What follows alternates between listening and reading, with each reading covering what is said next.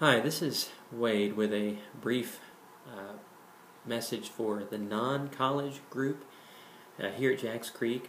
It's about a program which will hopefully get underway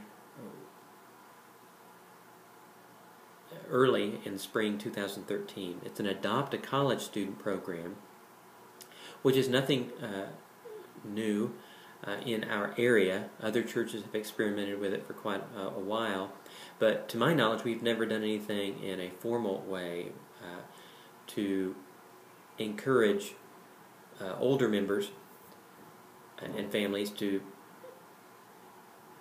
get more involved away from the building with our college students. Now, some families here, of course, have been doing that for years in an unofficial, in a very informal way. And they didn't need a program to encourage them to take some college students under their wing and mentor them, love them, and all of that. But the rest of us, and I'm including myself in that group, may need a little bit of encouragement, may need that formal aspect, it may be in the form of a program to get us moving on this. Now, back in mid to late December, on a Sunday evening, we had it was the last From Me to We session of 2012. We were discussing how in a Christian family the thou shalt parts of our faith are passed on to others, how we learn them, how we teach them, how those things are taught. And when I say thou shalt parts of our faith, I'm talking about, loving others more deeply, serving others, submitting to others, forgiving others, things like that. These are the thou shalt parts of our faith, and the list could go on. But during our study that one night in December, we were looking at 1 Corinthians, and Paul says a couple of things to his hearers I think are fairly interesting. He encourages his hearers to imitate him in one place, and in another place he encourages the hearers to follow him as he follows Christ. And of course, one of the assumptions I think built into all that talk is that his hearers were familiar enough with Paul and his life and the way he did things, so that they might actually be able to imitate him and follow him as he followed Christ. So the assumption was that there was some kind of relationship there, a meaningful enough relationship that they would be able to say, oh yeah, Paul does this, and so I'll do it too. All in an effort to really follow Christ, not just Paul, but to follow Christ better. And if you stop to think about it, that's the way probably a lot of us have picked up the thou shalt parts of our faith. We just saw parents, maybe, who were loving, forgiving, serving, and they didn't have to stop and teach us anything with words. We just saw it in their lives, and we just kind of started doing it because we knew it was right, and we knew it was godly, and so we started doing it. Maybe we saw not parents, but good Christian friends, mentor types, who were doing this and that, and we thought, hey, I want to do that too, because that seems to be the right way to live, the godly way to live. And so it's not taught so much as it is caught. We just see it in others, and it's attractive to us, and so we just want to do it. Well, we have a group here at Jacks Creek, these 18 to 22 or 23-year-olds who, it's such a critical time in their lives, faith-wise. A lot can happen, for good or for bad, that could determine their long-term faithfulness and commitment to the church, I really think. And I think we know that. We've seen that happen. We've seen it all work out with various students over the years. And I think during those critical years is a time when these students really need to spend some quality, meaningful time with Christian families away from the buildings so that they might actually see faith lived out in the real world. They might actually see a kind of love being acted out that they don't see on campus, that they don't see anywhere else during this time of their life, and might actually grow spiritually as a result of seeing that and experiencing it. They might be able to observe things, in other words, in you and your family, that they'll in turn emulate and imitate things that are certainly Christ-like.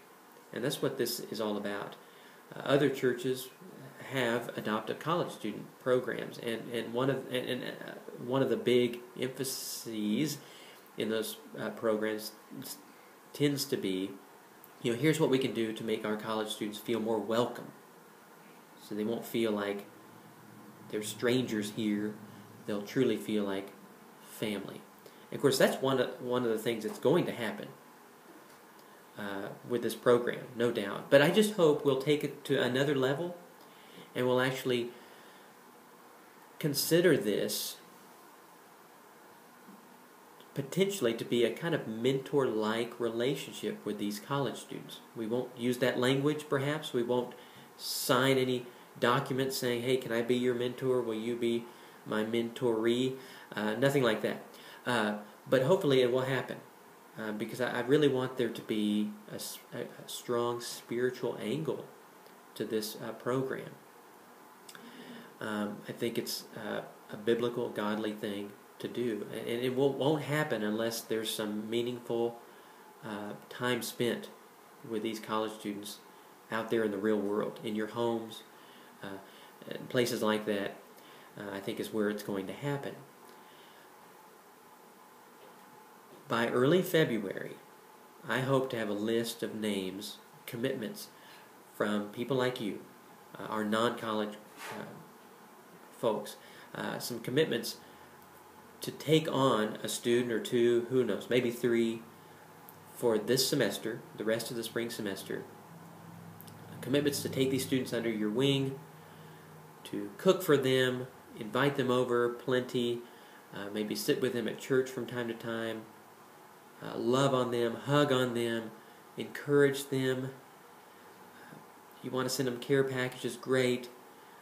Maybe you can meet some of their needs from time to time. Maybe they need a place to go do laundry every few weeks. Maybe they need a good meal because they're sick and in their dorm room and all alone or something. I don't know. But we can be the family for them here, a spiritual family that they need while they're here at Freed.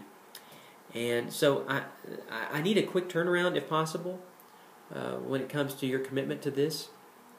I know some are already doing this, and they may say, well, wait, thanks, but I don't need this program because I already have like 10 adopted college students anyway. And so this isn't for them as much as it is for the rest of us. But please send me an email or see me at church. Get your name on the list. I don't really want to go making a bunch of announcements at church about this. I really want this to be sort of private in a sense. Our college students won't see this video. They'll get a different video kind of promo inviting them to participate. And when I do provide something for them, I'm not going to talk about mentoring and relationships and growing with all the thou shalts or anything. All I'll talk to them about is being a part of some of our families in a meaningful way, and that's all they'll get. And we'll see how many of them want to commit to that too. But right now, for you all, people like me, I need some names, so I'll know how many want to participate before I actually get some names from the college students. So please let me know if you'd like to take part in this.